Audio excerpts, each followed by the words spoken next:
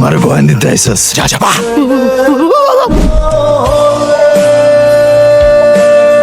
Excuse me, hello. জি আমি। আমার কলমটা পড়ে গিয়েছে। তো কি হয়েছে? তো উঠিয়ে দিন। আমি কলম উঠাবো? আমাকে কেন উঠাতে হবে? আরো তো অনেকেই আছে তাই না? ইয়েস স্যার, আমি জানি ক্লাসে অনেক মানুষ, কিন্তু আমি চাই কলমটা আপনি উঠান। আচ্ছা ঠিক আছে, থ্যাংক ইউ। ভালো থাকবেন আপু, আসি। কলম উঠাতে উঠাতে আমার পড়াশোনা আর হবে না। গাধা নাকি আমি? আপু এই এই গাধার বাচ্চার নাম্বারটা দিত, লাইফ আমি হেল্প করে দিই। ঠিক আছে, লেখ 0197। এই এই কি সমস্যা? আরে কি করতেছেন? ছাড়ুন ছাড়ুন। এই কি সমস্যা? ওনাকে এভাবে মারতেছেন কেন? বড় স্যারের আদেশ, কেউ যদি আপনার দিকে চোখ তুলে তাকায়, চোখ যেন তুলে নেওয়া হয়। আপনারা এখান থেকে বের হয়ে যান, জাস্ট বের হয়ে যান। বড় স্যার আপনাকে রেখে যেতে নিষেধ করেছে। আপনার বড় স্যারকে গিয়ে বলবেন আমি আপনাদেরকে বের করে দিচ্ছি, যান এখান থেকে চলে যান, নাহলে কিন্তু খুব খারাপ হয়ে যাবে। যান, বের হয়ে যান। আম সরি, আমি না আসলে সবাই কিছুই জানতাম। আপনি প্লিজ আমাকে মাফ করে দিবেন, তা আপনার জন্য ভালো হবে আপনি আমাকে ভুলে যান। আম সরি বাবা, তোমার এসে বডিগার্ডদের জন্য আমার ফ্রেন্ড আমার সাথে মেশে না, আমার কাছে এসে কথা বলার সাহস পায় না। মানুষ একা একা কতক্ষণ থাকতে পারে তুমি বলো তো? অনেক তো হয়েছে বাবা, আমি তো বড় হয়েছি, এবার একা ছাড়ো। ট্রাভেল বলতে তুমি কি বোঝাচ্ছ? তোমাকে যেটা আমি বন্দি করে রাখিনি, না তো তোমাকে কোথাও যেতে নিষেধ করছি। আমার মেয়ের লাইফ যাতে রিস্ক না করে, এই জন্য বডিগার্ড। আর বডিগার্ড রাখাটা আমাদের পারিবারিক নীতি। তুমি যদি আমাকে পাঠাও ওদেরকে আমার সাথে, তাহলে কিন্তু ভার্সিটিতে জব করে দেবো, নিজেকে 4 দেয়ালের মধ্যে বন্দি করে ফেলবো। অনেক হয়েছে বাবা, আর তোমার এসব অ্যারোগেন্ট বিহেভিয়ার আমি নিতে পারছি। আমি তো একটা মানুষ, আমাকে একা ছাড়ো প্লিজ, ভালো লাগে না আমার এই।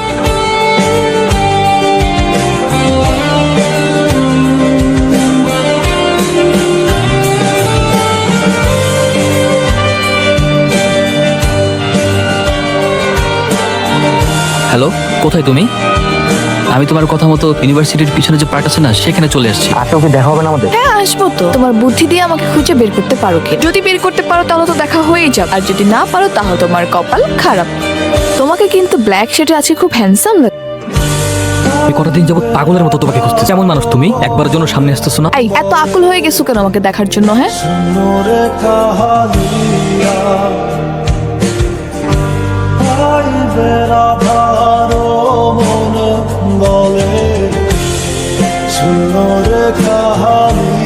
তোর এই অপমান আমি কোনোভাবে নিতে পারতেছি না, বুঝছো? তুই মায়ের খেয়ে ফিরে আসছিস। আমি হলে কি করতাম জানিস? বাদ দে, তোর এই নিয়ে আমার একটা রিভেন্স নেওয়া লাগতো।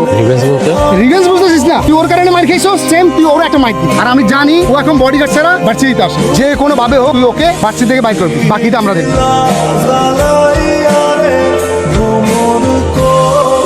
এইখানে কেন আমাকে ডেকেছেন? ওনারা তারা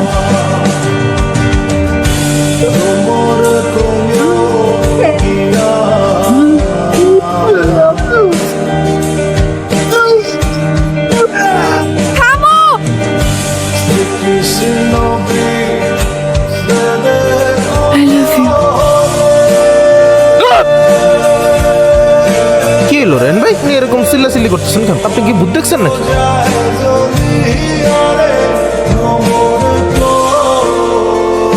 কি ওয়াশরুমে তো কিছুই নাই। ভাই আমার জানি কি হয়েছে ভাই। আমার কেন জানি মনে হয় কেউ একজন সবসময় আমার সাথে থাকে। আমি 1 সেকেন্ড আগে আমার সাথে কি হয়েছে আমি সেটাও মনে রাখতে পারি না। কেন জানি ফিল হয় কেউ একজন আমার ভিতরে থাকে। ভাই আমি ওয়াশরুমের রানে একজনের প্রতিচ্ছবি দেখলাম, আমি ড্যাম শিওর সেটা আমি না।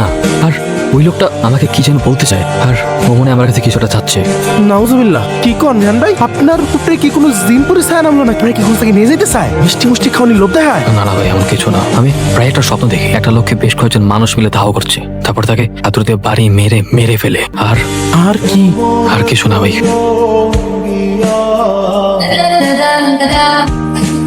কি ব্যাপার? তুমি কি কোনো কিছু নিয়ে ডিস্টার্ব? তোমাকে কেন যেন ঠিক লাগছে না। ম্যাডাম কি যে কন, আমগুলো কাফি করবো না। এলাকে কারো বাপের বলা আছে নাকি? হ্যাঁ, আর যদি কোনো মন্দির বলা আস্তে করে বামা দিয়া চামেলা হেলা।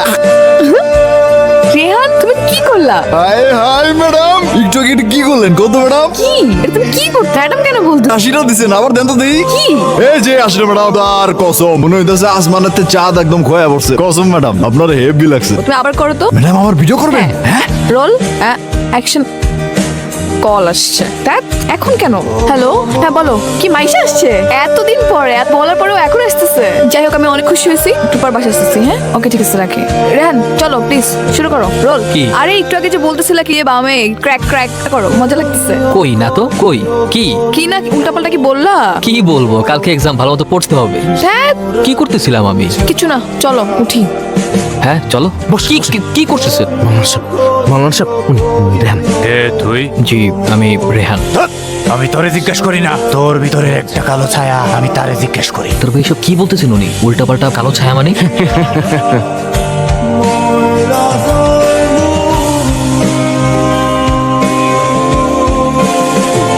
রেহান ভাই, কবির কবির কবির, এই তুই আমার কি করছিস? তুই আমার কি করবি? তোর মতো হুজুর আমার একটা পশমও ছিঁড়তে পারবি না। আর তুই কি করছিস? গ্যাঞ্জাম করবি? গ্যাঞ্জাম তার আগে দিব রেহানের মধ্যে। রেহানের ভেতর থেকে যাও। রেহানের ভিতরে আমি মুড়ি খাই। শালা, এই তুই কি আমার শালানা সম্বন্ধে আমার ভয় নিতে আইসস? যা যা বাহ। তুই আমারে কিছুই করতে পারবি, আমি মাওলানা বায়েজিদ আল কাশেম। কিছু করতে পারবো না। এই তোর 6 বছরের নাতনি আছে না? ধর তোর বাসায় তোর 6 বছরের নাতনি খেলতে গিয়া যদি আলমারি চিপাই পইরা যদি তোর মায়েরা বাসায় আছে না, ধর গ্যাস সিলিন্ডার বাস্ট হয়ে দাও দাও করে চলে গেল। আরেকজনের বাঁচানোর আগে আগে নিজের গিয়ে বাঁচা। যা, পিছনে তাকাবি না, পিছনে তাকাবি না। মুক্তার ভাই, মুক্তার ভাই, মুক্তার ভাই, কবির ভাই আমার মাফ করে দেন কবির ভাই। আরে- গ্রামে চলে যাবো কবির ভাই।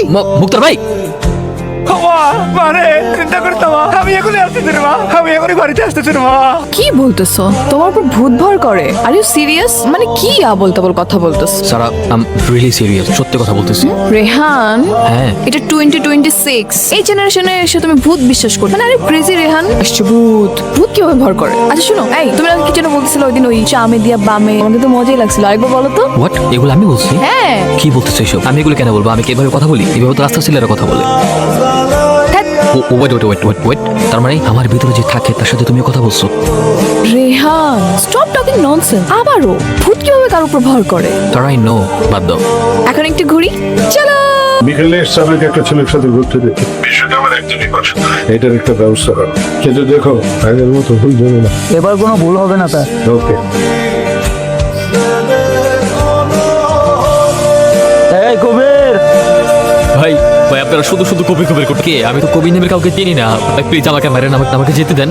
এই তুই কবি স্বীকার কর। এই কবির হিসাব বাদ দে, কবির হিসাব আগেই ক্লোজ হয়ে গেছে। আরে রাখ, আমি 100% শিওর হয় কবির। এই স্বীকার কর তুই কবির। শোন ভাই রেহান, তোর সুন্দর করে একটা কথা বুঝাই দিতেছে, ওই মাইয়ার পিছন ঘুরা বাদ দে, তাইলে ওরা আর তোর কোনো প্রেশার দিব না, আর হিসাবও ক্লোজ হয়ে যাবে। এই চল। বড় ওর ব্যাপারটা ক্লোজ করতেছে। এই কাকারা,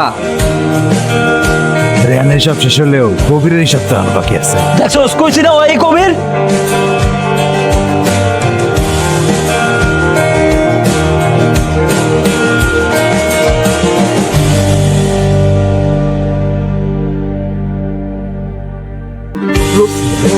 কবির ভাই, ভাই প্লিজ তুমি আমার কোনো ক্ষতি করো না। আমি তোমার কোনো কিছু করি না। যা করছো তোর কোনো দোষ নাই, তুই আমার ভাই, তুই আমার মাফ করে দে ভাই। আমি তোর কাছে মাফ চাইতেছি। আমি আমার ভালোবাসার প্রতিশোধের লেগা এইসব কিছু করছি।